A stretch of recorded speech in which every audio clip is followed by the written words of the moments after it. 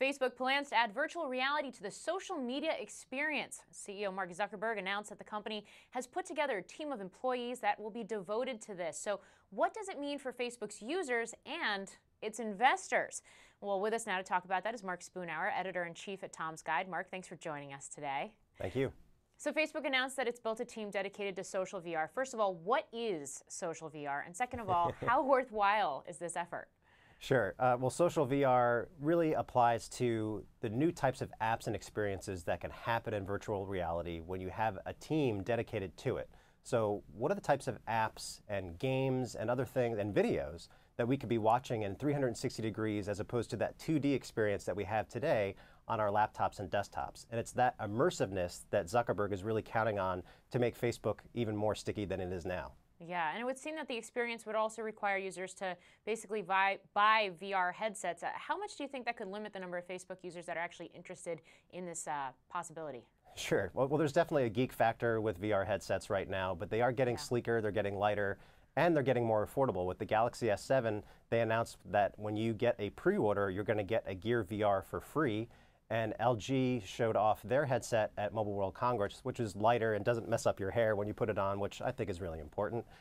And then you have Google with their Cardboard. They're working on a successor that will supposedly have all the computing power built into the headset itself, so you probably wouldn't even need a standalone phone. So I think once the designs get a little bit more sleeker and the gear gets more affordable, there'll be less of a geek factor and more people will be willing to try it for the first time, because once you try it, it's amazing. It's just getting over that initial hump.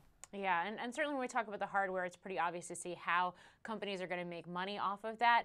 But in terms of Facebook, I mean, we've certainly seen the rumors, and we didn't get any confirmation on this, certainly from Zuckerberg, but we've seen rumors that they're looking to potentially develop apps around virtual reality as well. So how might Facebook be able to make money off of those types of features? Sure. Well, they could do it in a couple different ways. Well, first off, it's with video. I mean, the fact that there's 100 million hours of video watched every day by Facebook users is amazing. So the ability to watch that video in 360 degrees adds a whole new layer of depth. So he talked about examples like being able to watch his daughter's first steps for the first time, and his grandparents being able to tune in and not only watch his daughter, but also what's going around in that space. So that's pretty cool.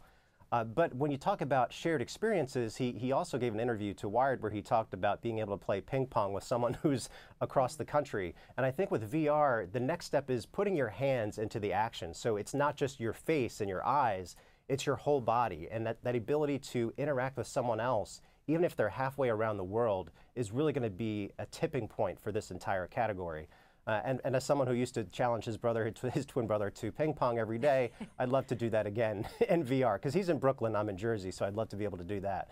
So, and when watching video or playing games, I think it's also about the ad experience, because if you have an ad in your view, one of the biggest problems right now is ad blockers on the web. And if they figure out a way to integrate ads into the experience without disrupting it, I think that's really going to be a game changer.